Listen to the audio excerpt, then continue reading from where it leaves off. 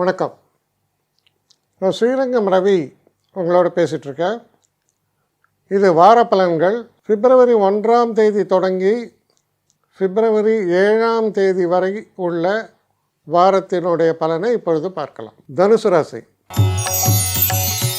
தனுசு ராசி நேயர்களை பொறுத்த வரைக்கும் பெரிய ப்ளஸ் பாயிண்ட் என்னென்னா, ஃபினான்ஸ் நல்லா இருக்குது. நம்ம சொந்தமாக இருக்கிற பணம் நமக்கு கடன் தரத்துக்கு பேங்க்ஸ் எல்லாம் ரெடியாக இருக்குது, கடனும் கிடைக்கும், ஃபினான்ஸ் நல்லா தான் இருக்குது. அப்போ ஃபினான்ஸ் நல்லா இருந்தால் அந்த ஃபினான்ஸை சரியாக நீங்கள் ஹேண்டில் பண்ண வேண்டியது அவசியம்.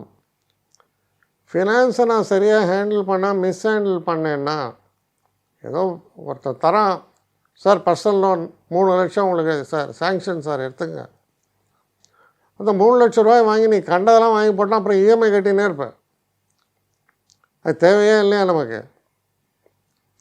அதில் கவனம் தேவை. அதே போல் பேசக்கூடிய பேச்சிலும் கவனம் தேவை.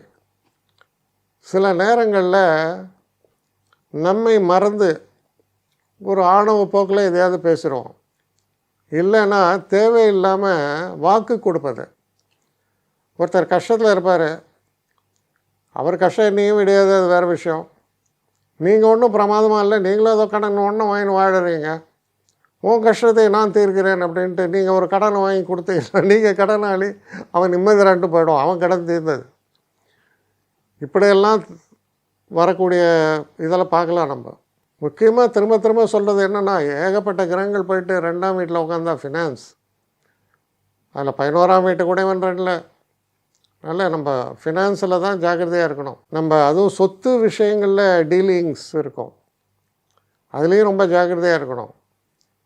சில நேரங்களில் இந்த காலகட்டத்தில் உங்களுக்கு இன்னொரு பெரிய யோகம் என்ன தெரியுமா, நல்ல பிரமாதமாக வீடு வாங்கலாம் அப்படின்னு.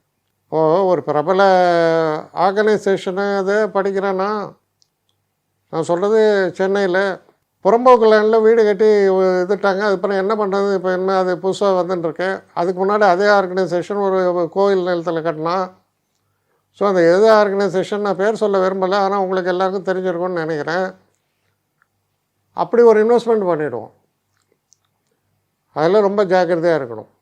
இப்போது பேங்க்ஸ் இதெல்லாம் அப்ரூவ்டுன்றான். ஏன்னா எல்லா பயலும் சேர்ந்து, தாசில்தார்லேருந்து அவ்வளோ பேரும் சேர்ந்து கூட்டு சதி. அவன் உள்ளே போகிறான், வெளில இருக்கான், அது அவன் தலையெழுத்து. நீங்கள் உங்களுடைய ஹார்ட் எண்ட் மணி என்ன ஆகும்? கவனமாக செயல்பட வேண்டிய ஒரு காலம். அதனால் நமக்கு பணம் நிறையா இருக்குது, ஆனால் நல்ல படித்தவர்களோட விஷயம் தெரிஞ்சவங்களோட பேசி ஆராய்ந்து, ஏன்னா தனம் சம்பாதிப்பது கஷ்டம், செலவு பண்ணுறது ஈஸி.